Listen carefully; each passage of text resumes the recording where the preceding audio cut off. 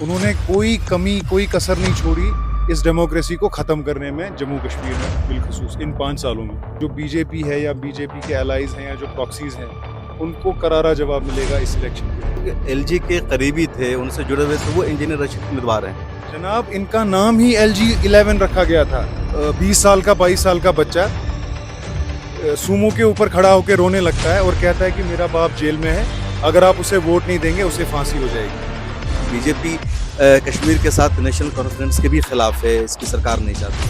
BJP national conference के खिलाफ नहीं है, बीजेपी जम्मू कश्मीर के लोगों के खिलाफ है। दूध का जला छाछ भी फूक फूक के पीता है, या जो सांप का डसा रस्सी से भी बहुत डरता है।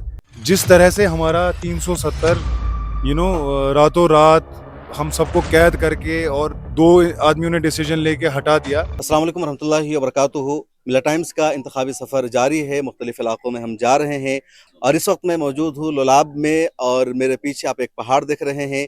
इस पहाड़ के पीछे एक तारीख़ी गांव है जो अल्लामा अनवर शाह मुहद्दिस रहमतुल्लाह अलैह का वहाँ घर है और पूरा इलाका कश्मीर का बहुत खूबसूरत माना जाता है।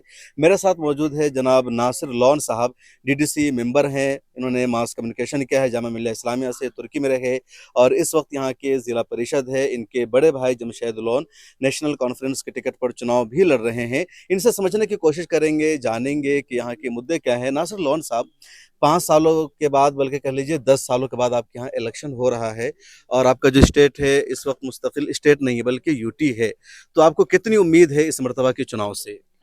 पहले तो आपका बहुत बहुत शुक्रिया और आपका बहुत खुश आमदीद वेलकम है लोलाब की वादी में। देखिए, जहाँ तक इन इलेक्शन की बात है, सबसे पहले तो बहुत लंबे इंतज़ार के बाद ये इलेक्शन हो रहे हैं और वो भी बदकिस्मती की बात है कि एक सुप्रीम कोर्ट के ऑर्डर के बाद हो रहे हैं। तो मैं कई दिन से फॉलो कर रहा था बीजेपी के जो स्टेटमेंट्स आ रहे हैं कि जी डेमोक्रेसी सेलिब्रेट कर रहे हैं, जो डेमोक्रेसी का फेस्टिवल सेलिब्रेट कर रहे हैं कश्मीर में। उन्हें शर्म आनी चाहिए और उन्हें सबसे पहले ये जो सेलिब्रेशन ऑफ डेमोक्रेसी है, I think they should stay away from it, क्योंकि उन्होंने कोई कमी, कोई कसर नहीं छोड़ी इस डेमोक्रेसी को ख़त्म करने में जम्मू कश्मीर में बिलखसूस इन 5 सालों में। और जो हमारी एक बहुत मजबूत पावरफुल रियासत थी जम्मू कश्मीर की, जो हमें आईने हिंद से मिली थी, उसे एक यूटी की लेवल पे लाके जो है बीजेपी ने साबित कर दिया कि उन्हें डेमोक्रेसी की कितनी परवाह है। बहरहाल, अब जो ये इलेक्शन हो रहे हैं और जो हम लोगों में रुझान देख रहे हैं, इंशाल्लाह मुझे उम्मीद है कि लोगों का जो ये 5 साल का गुस्सा है मिस गवर्नेंस को लेके और एक ऐसे डिसीजंस जो हम पे थोपे गए, गैर कानूनी, गैर आईनी फैसले, उनके खिलाफ जो है आज लोग निकलेंगे और हमारी पार्टी नेशनल कॉन्फ्रेंस और जो हमारी अलायंस है, इंडिया अलायंस, उसको कामयाब करेंगे। नासिर साहब, अभी जो वोट परसेंटेज है काफ़ी बढ़ गया है। जो पहले फेज़ का इलेक्शन हुआ तो 50 के अराउंड था, दूसरे में भी उम्मीद है, तीसरे में। तो पीएम मोदी और बीजेपी के सभी लोग कह रहे हैं कि आर्टिकल 370 के हटने के बाद लोगों का एतमाद बढ़ा है डेमोक्रेसी पर, जमहूरियत पर, वो वोटिंग में हिस्सा ले रहे हैं। पहले आर्टिकल 370 था तो लोगों की दिलचस्पी नहीं थी, तो इसको अपनी कामयाबी बता रहे हैं। बहुत बड़ी गलतफहमी है। अगर आप नंबर्स उठा के देखें, स्टैट्स उठा के देखें, बहुत सारी कॉन्स्टिट्यूंसीज हैं जहाँ पे 2014 के मुकाबले जो है वोटिंग परसेंटेज कम हुआ है। जैसे DH पुरा है, आई थिंक देवसर, आई डोंट रिमेम्बर एग्जैक्टली कौन कौन सी कॉन्स्टिट्यूंसीज हैं, पर कई सारी कॉन्स्टिट्यूंसीज हैं साउथ कश्मीर में जहां पिछली बार के मुकाबले जो है इस बार वोटिंग परसेंटेज कम हुआ है। और दूसरी वजह जो है, जो ओवरऑल जो आप देख रहे हैं कि कुछ ऐसी कॉन्स्टिट्यूंसीज है जहां बहुत कम होती थी पोलिंग लेकिन वहां बढ़ गई है, वो इसी वजह से है क्योंकि लोग गुस्सा दिखाना चाहते हैं बैलेट के थ्रू। वो जो ये इन 5 सालों में जो उनका उनका एक जो जो वो दबाव में और एक जो वो घुटन है कि उन्हें बात करने की भी इजाजत नहीं थी, ऐसा माहौल बना है, अभी भी है ऐसा माहौल। इवन आप प्रेस का हाल देखिए, यहाँ तो प्रेस वाले फ्री फ्री, हाँ, नहीं है, बिल्कुल नहीं है, कोई छुपी हुई बात नहीं है। तो वो सारा गुस्सा जो है वो लोग जो है वो निकालना चाहते हैं बैलेट पे, और इसीलिए जो है आप देखेंगे कि जो बीजेपी है या बीजेपी के एलाइज हैं या जो प्रॉक्सीज हैं, उनको करारा जवाब मिलेगा इस इलेक्शन के थ्रू। बीजेपी अलायंस और प्रोक्सीज, मतलब किसकी बात कर रहे हैं आप? देखिए, ये कोई छुपी हुई बात तो नहीं है। बीजेपी ने पिछले 5 साल में बहुत सारे एक्सपेरिमेंट्स किए और most of them were failed. मतलब आप जो ये अलग अलग पार्टीज बनी, जैसे अपनी पार्टी बनी, डीपीएपी बनी, पीपल्स कॉन्फ्रेंस को रिवाइव करने की कोशिश की गई। ये एक्सपेरिमेंट्स जो है, आपने पार्लियामेंट में इलेक्शंस के जो रिजल्ट्स नताइज देखे, टोटली फेल हो गए। उसके बाद एक ट्रम्प कार्ड खेला बीजेपी ने कि जो सेंटिमेंट है, क्योंकि कश्मीरी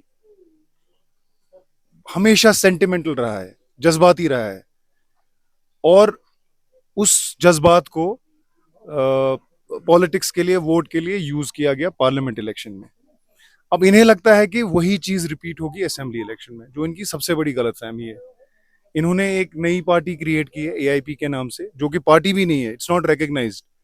तो जो उनके कैंडिडेट्स हैं वो they are individuals, independents fighting in the name of AIP in different आप कॉन्स्टिट्यूंसीज। बारामूला के एमपी इंजीनियर रशीद की बात कर रहे हैं, बिल्कुल। तो उन पर टेरर फंडिंग का केस था और भी लोग जेल में बंद है, तो इनको रिहा किया गया, इनको इलेक्शन की कैंपेनिंग के लिए आज़ादी नहीं नहीं, मिली मैं है, वही जमानत मैं मिली है। मैं वही आपको तफसीलन बता रहा हूँ कि इंजीनियर रशीद साहब को पहले तो लोगों को ये नहीं पता है कि उसको जेल में क्यों डाला था। मतलब उन्हें ऐसे प्रोजेक्ट किया गया जैसे he is a political prisoner, which I don't know if he is और not, because the case is still going on.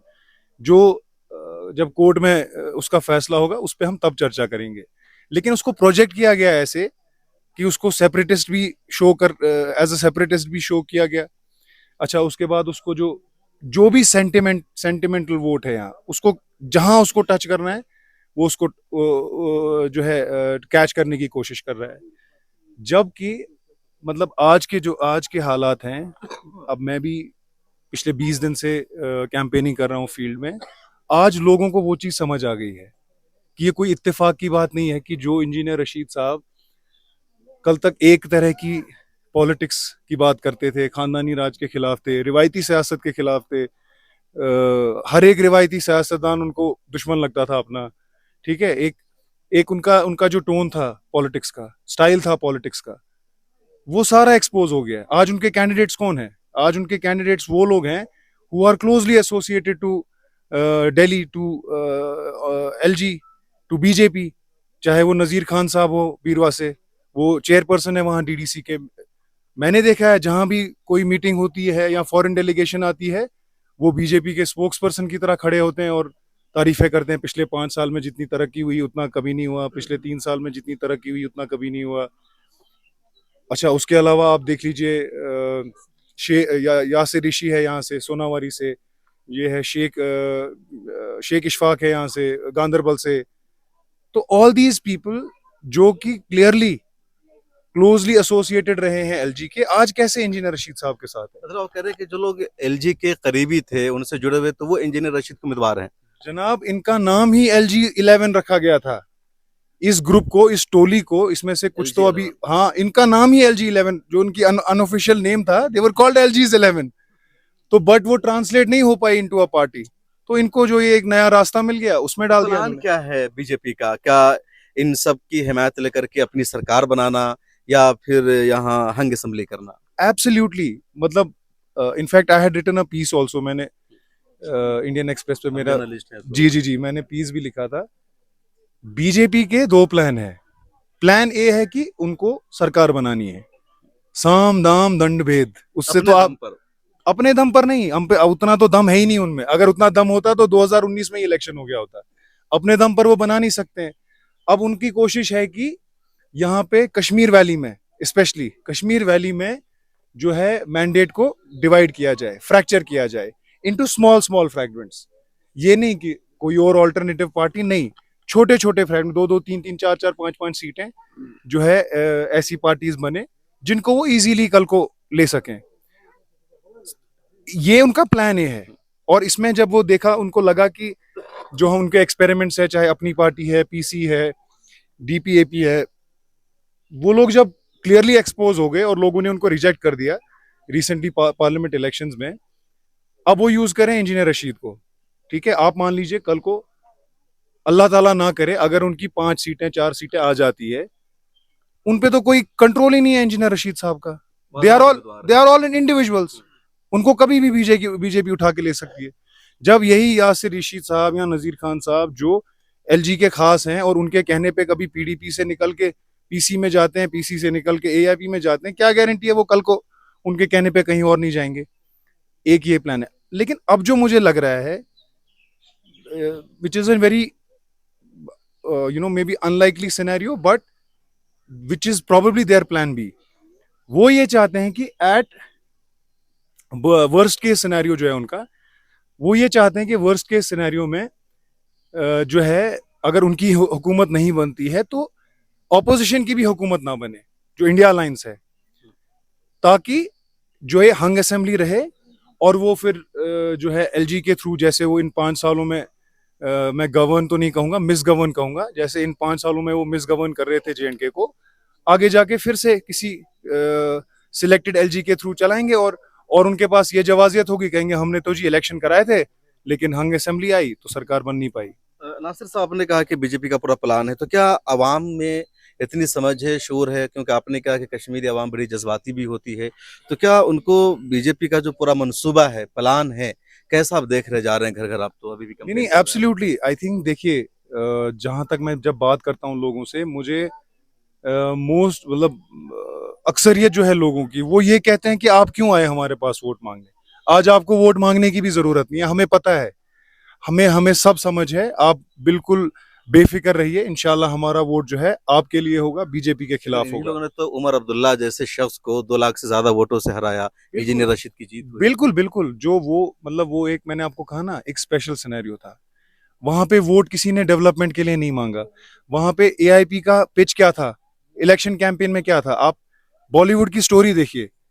एक 20 साल का 22 साल का बच्चा सूमो के ऊपर खड़ा होकर रोने लगता है और कहता है कि मेरा बाप जेल में है, अगर आप उसे वोट नहीं देंगे उसे फांसी हो जाएगी। ठीक है, वो ये कहता है मेरे पास कॉलेज जाने के लिए भी पैसे नहीं है आज। वो अलग बात है, आज वो 3-3 लाख के आईफोन लेके घूम रहे हैं, 15,000 के जूते पहन के घूम रहे हैं। बहरहाल उनका पिच ये था कि मैं गरीब आदमी हूँ, मैं गरीब बाप का बेटा हूँ, मेरा बाप जेल में है जिसको फांसी होने वाली है, अगर आप वोट देंगे वो जो है छूट जाएगा, अगर नहीं देंगे उसको फांसी हो जाएगी। मैं 20 दिन के लिए आया हूँ सिर्फ आपसे वोट मांगने के लिए, 21वें दिन में वापस कॉलेज में आऊंगा। और लोग जो हैं हमारे, हमारी माएं बहनें, हमारे बच्चे, इनको लगा कि यार बस शायद हमारे वोट से ही जो है उस बंदे की जान बचेगी, और उन्होंने दे दिया वोट। उन्होंने उमर साहब के खिलाफ वोट नहीं दिया, किसी ने भी उमर साहब के खिलाफ वोट नहीं दिया, हर किसी ने एक बच्चे को वोट दिया। इंजीनियर रशीद साहब को भी नहीं, एक बच्चे को वोट दिया जो अपने बाप की रिहाई की गुहार लगा रहा था, भीख मांग रहा था, गुजारिश कर रहा था लोगों के सामने। Sentiment, sentiment. Sentiment. Nasir Lone साहब, एक और मेरा सवाल है कि डिलिमिटेशन हुआ, अभी 83 से 90 सीटें हो गई, लद्दाख अलग है, जम्मू की सीटें अब 43 हो गई, 43 यहाँ 47 है, और 5 नॉमिनेट एमएलएज भी होंगे, जी जी और जी। उनको वोटिंग राइट भी है। तो क्या ये भी बीजेपी का प्लान है, या इसका असर पड़ेगा आप लोगों पर? आप ये देखिए ना, मतलब देर इज जीरो प्रिटेंस। आप देखिए कि ये ऑर्डर निकालते हैं और कहते हैं कि पहले तो डिलिमिटेशन, उसकी कोई बेसिस ही नहीं है।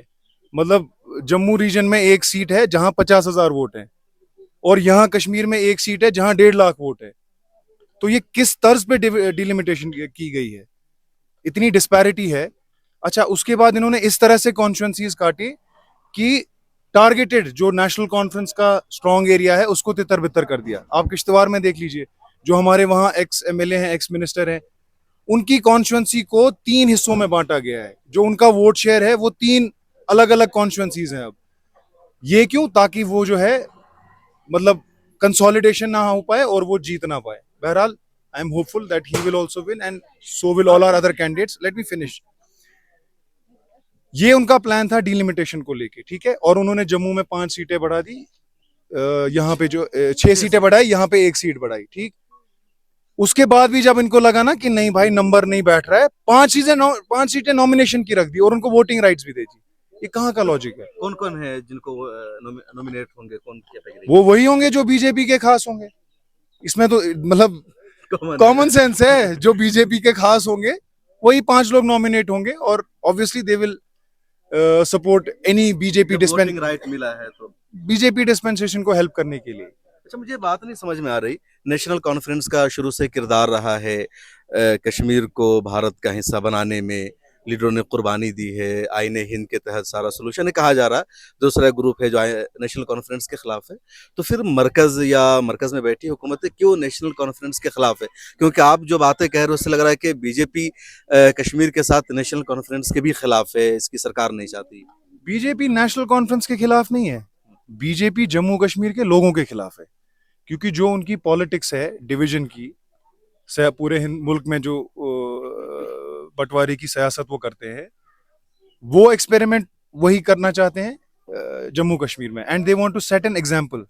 जम्मू कश्मीर एक मुस्लिम मेजॉरिटी स्टेट है, वो आप जो हिंदुस्तान के बाकी मुसलमान हैं उनको ये बोलना चाहते हैं कि जो आप में से सबसे प्रिविलेज थे, या एक ओनली मुस्लिम मेजॉरिटी स्टेट थी जिनके पास स्पेशल प्रोविजन था, जिनको स्पेशल स्टेटस था, ये हाल हम उनका कर रहे हैं, तो आपकी तो बात ही नहीं है मेरे हिसाब से। दैट इज माय अंडरस्टैंडिंग कि they want to set an example to the rest of us, जो हमारी माइनॉरिटी है पूरे हिंदुस्तान में, और यही उनकी पॉलिसी रही है। अच्छा, एक और सवाल, इंडिया में आजकल ईवीएम से इलेक्शन हो रहा है, अपोजिशन का बड़ा एतराज होता है कि ईवीएम को हैक किया जा रहा है, जो मैंडेट है उसमें गड़बड़ किया जा रहा है, क्या आप लोगों को इसका भी खदशा है या ये बात ठीक ठाक है कि जो वोट जिसको दिया जाएगा उसी को मिलेगा, इसमें कोई गड़बड़ी नहीं होगी? नहीं, खदशा देखिए, मतलब वो बोलते हैं ना कि जो दूध का जला छाछ भी फूक फूक के पीता है, या जो सांप का डसा रस्सी से भी बहुत डरता है, वही हाल हमारा है। जिस तरह से हमारा 370 रातों रात हम सबको कैद करके और 2 आदमियों ने डिसीजन लेके हटा दिया अनकॉन्स्टिट्यूशनली, इलीगली, उसके बाद हमें लगता है ये कुछ भी कर सकते हैं। आप समझ रहे हैं? नासिर साहब, आर्टिकल 370 एक बड़ा मुद्दा है, अभी भी लोगों की मांग है, लेकिन वज़ीर-ए-आज़म नरेंद्र मोदी का कहना है कि डेवलपमेंट के लिए इसको हटाया गया है। मैं देख रहा हूँ, आ रहा हूँ तो जो सड़कें हैं कुछ ठीक ठाक है, इंटरनल एरिया है, कुछ और अच्छी सड़कें होनी चाहिए, लोगों के घर भी ठीक ठाक है। तो जो डेवलपमेंट का है, क्या ये 5 साल में इस तरह की तरक्की हुई है, जो सड़कें बनी हैं, लोगों की हालत अच्छी हुई है, पहले का है, क्या मामला है और कैसे सब? देखिए, पहले तो ये जो बीजेपी 5 साल का रोना रोती है, उनको हिसाब देना चाहिए 10 साल का। वो पिछले 10 साल से डायरेक्टली इनडायरेक्टली स्टेट पे रूल कर रहे हैं, यूटी पे। मतलब मैं आपसे ही पूछता हूँ, बिहार की अभी सबसे बड़ी लड़ाई क्या है? कि हमें स्पेशल स्टेटस चाहिए। ये कॉमन सेंस है। आप स्पेशल स्टेटस के लिए इसलिए लड़ रहे हैं क्योंकि आपको पता है जब आपको स्पेशल स्टेटस मिलेगा और आपके स्टेट को, असेंबली को जब स्पेशल पावर्स मिलेंगे तो आप ज्यादा काम कर पाएंगे, और हमारे पास वो पहले से था। हाँ, डेवलपमेंट का एक जो गैप रहा 10 साल में, 90s में, वो इसलिए था क्योंकि 6 साल तो यहाँ पॉपुलर गवर्नमेंट थी ही नहीं, और मिलिटेंसी की वजह से सिस्टम जो था धर्म भरम था। मतलब कोई अकाउंटेबिलिटी नहीं थी, कोई मैकेनिज्म नहीं था इन प्लेस। तो वो जो 8-10 साल मिलिटेंसी के रहे, उसमें एक गैप आया, काम नहीं हो पाया। एक दूसरी चीज, जो उस टाइम पे ऑलरेडी इंफ्रास्ट्रक्चर था वो सारा खत्म कर दिया गया। मैं 96 से पहले की बात कर रहा हूँ। स्कूल बिल्डिंग्स जला दिए गए, हॉस्पिटल्स जला दिए गए, ब्रिजेस जो है जला दिए गए। तो फिर जब 96 में नेशनल कॉन्फ्रेंस की गवर्नमेंट आई, हम लोगों को पहले माइनस से स्टार्ट करना पड़ा, जीरो से भी नहीं, माइनस से स्टार्ट करना पड़ा, और वापस जो है एक सिस्टम को इन प्लेस लाना पड़ा, इंफ्रास्ट्रक्चर खड़ा करना पड़ा। जो जले हुए थे स्कूल्स, बिल्डिंग्स थी, उनको वापस ठीक करना पड़ा, ब्रिजेस बनाने पड़े, रोड्स ठीक करने पड़े, मेन जो हाईवेज थे। तो एक प्रोसेस स्टार्ट हुआ उस टाइम पे, और उसके बाद ऐसा नहीं है कि 370 से पहले यहाँ कोई डेवलपमेंट ही नहीं थी। आप किसी से भी पूछ लीजिए दिल्ली में जाके, जो 2019 से पहले आया होगा कश्मीर, अच्छा ठीक ठाक इंफ्रास्ट्रक्चर था। हाँ, लेकिन डिपेंडेंसी ज्यादा सेंटर पे है, तो अगर सेंटर से स्पेशल पैकेज आता तो ज्यादा काम हो पाता, वो तो हुआ नहीं। उसके बाद हमें ये एक इल्यूजन दिया गया कि जो कुछ यहाँ जो ये डेवलपमेंट या जो भी हिंड्रेंस सबसे बड़ी थी वो 370 ही थी। चले हम एक सेकंड के लिए मान लेते हैं। उसके बाद क्या हो गया? जो बड़े बड़े वादे किए गए कि जी फॉरेन इन्वेस्टर आएंगे, 50,000 नौकरियां देंगे हम, नहीं सॉरी 4 लाख बोला था, 4 लाख नौकरियां देंगे, इंफ्रास्ट्रक्चर क्रिएट करेंगे, कहाँ है वो? हमें तो नहीं दिख रहा है। मतलब ये रोड आज बन रहे हैं, पहले भी बन रहे थे। आप कोई नई चीज दिखाइए ना, आप कोई ऐसा इंस्टीट्यूशन दिखाइए। जो भी है आज इंफ्रास्ट्रक्चर यहाँ डेवलपमेंट के नाम पे बेचते हैं, वो कांग्रेस की टाइम पे आया है। यूपीए कांग्रेस की जब जब गवर्नमेंट थी, नेशनल कॉन्फ्रेंस और कांग्रेस की, जितने भी प्रोजेक्ट्स हैं ये उस टाइम के हैं। चाहे वो एम्स हो, हाँ, ये उसी टाइम के हैं। चाहे जो ये जितने भी यहाँ टनल्स बने हैं, ये उस टाइम पे सैंक्शन हुए हैं सारे प्रोजेक्ट्स। एक भी आप नया प्रोजेक्ट दिखा दीजिए जो इन्होंने यहाँ पे जो है J&K में स्टार्ट किया हो आफ्टर पोस्ट एब्रोगेशन ऑफ 370। कोई नहीं है। तो हमारे साथ है नासिर लॉन साहब, डीडीसी मेंबर हैं, जिला परिषद है, यहाँ के जर्नलिस्ट है और इनके बड़े भाई चुनाव लड़ रहे हैं। इन्होंने कुछ अहम मुद्दों पर खुलकर बातचीत की है। कश्मीर के चुनाव में मसला क्या है, मुद्दा क्या है, उसको आप अच्छी तरह इस इंटरव्यू के जरिए समझ सकते हैं। कमेंट सेक्शन में अपनी राय जरूर लिखेगा। कुछ और हम इलाकों में जाएंगे, कुछ और शख्सियात से मिलेंगे, उनकी बातचीत भी आपको बताएंगे। फिलहाल मुझे दीजिए इजाजत। अल्लाह हाफिज। मिल्लत टाइम्स को जारी रखने और मजबूत बनाने के लिए हमारी आर्थिक सहायता कीजिए। ये एक आजाद मीडिया हाउस और कमजोरों की आवाज है। आप हमें देखें, सुने, पढ़ें और हर महीने ज्यादा नहीं, सिर्फ 100 रुपए से मदद करें। डिटेल्स डिस्क्रिप्शन में मौजूद हैं।